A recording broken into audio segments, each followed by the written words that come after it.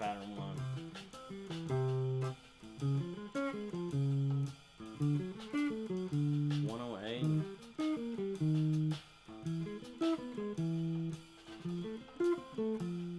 So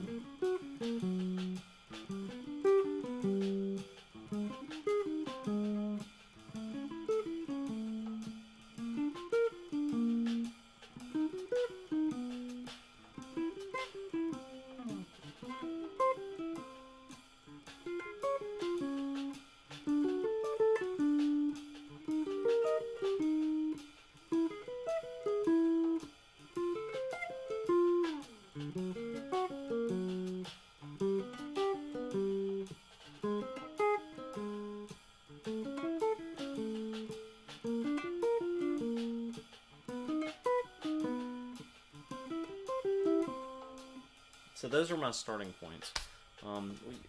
We can do whatever we want to do. I mean, post it. I don't know. Post your approach if you've got a different way you're thinking about it. But for me, I'm thinking about things from a 6-string root and a 5th-string root. So, of course, that's based on that shape. So that's kind of, those are my defaults. And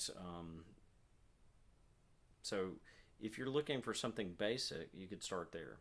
If you've never played much with arpeggios, try that. That's just a good basic way. And then pattern 2 moves in fourths, pattern 3's in whole steps, and pattern 4 is going to be minor thirds. And they're mostly the same. The rhythm changes a little bit on these, but that's something you see throughout the book. It's just learning to cycle things in different ways. So after I've learned to do each of these on one string set, just kind of moving up and down the neck, if I felt really comfortable with that, then I probably would post something where it cycles more, where I'm staying in one position more. So it's hard to do with half steps because it's half steps, but you could do something like, say, I'm just going to stick to the first 7 frets. Let's see.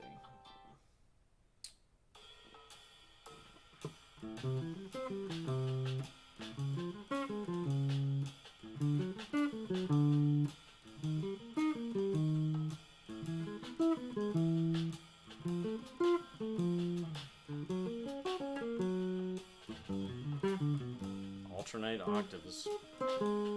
There are different things you could do.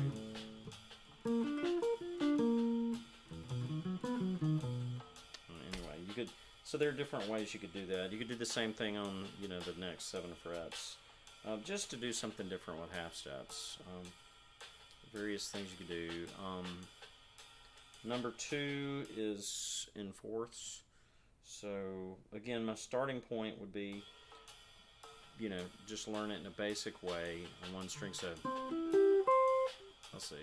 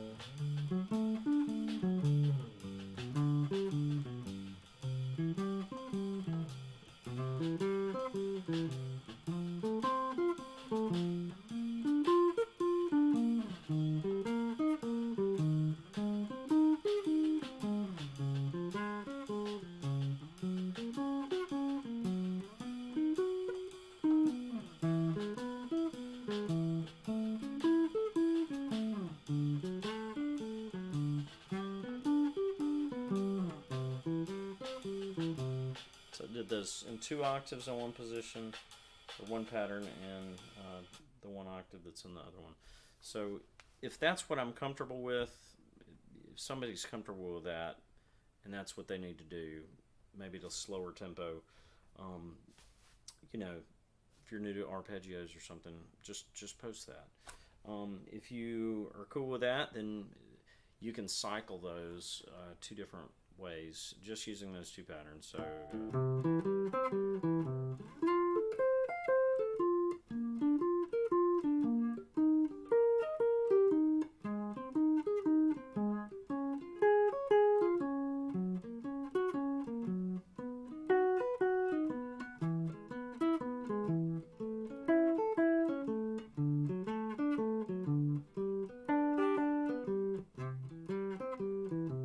Do it starting here. That's a different set. Same patterns, but it just lays out different.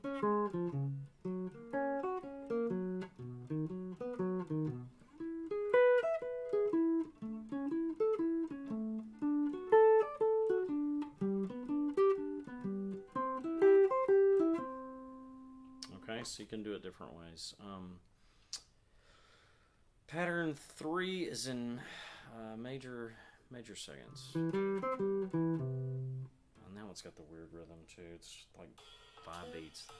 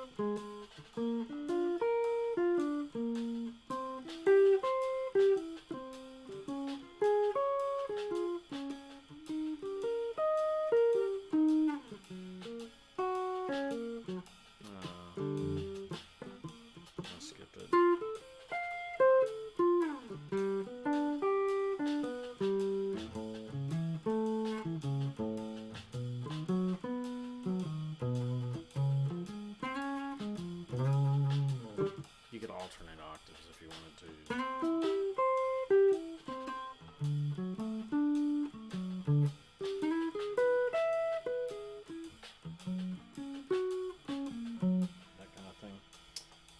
Then the last pattern's in thirds, minor thirds.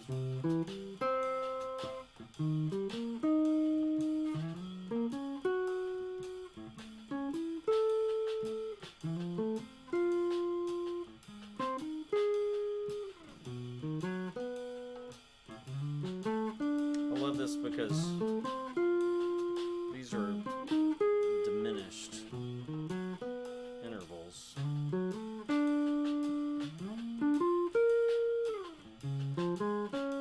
So you can really just think about how you spell diminished chords, which is always a headache for me. So I look forward to kind of just thinking more minor thirds.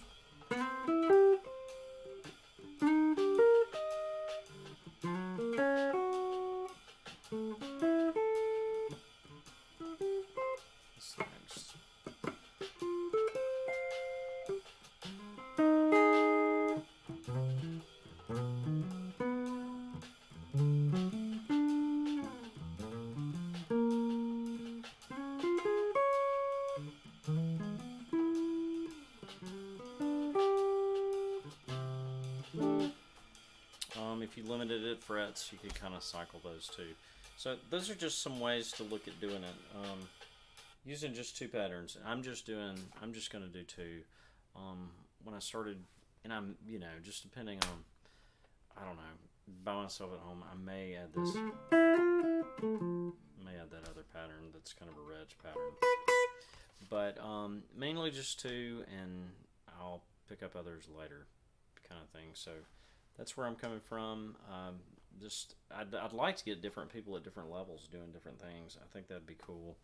So feel free to post kind of however you want to do it. If you want to do it really slow and just post something simpler, please do. And I'm glad Imster is thinking about doing this. It'd be great to have some guys that can really play, just kind of doing some of this and showing how they do it. But there are opportunities to look at some techniques with some of these, especially later, like Randy Vincent's thing of slurring into the next beat, the way horn players do, where you don't articulate that note.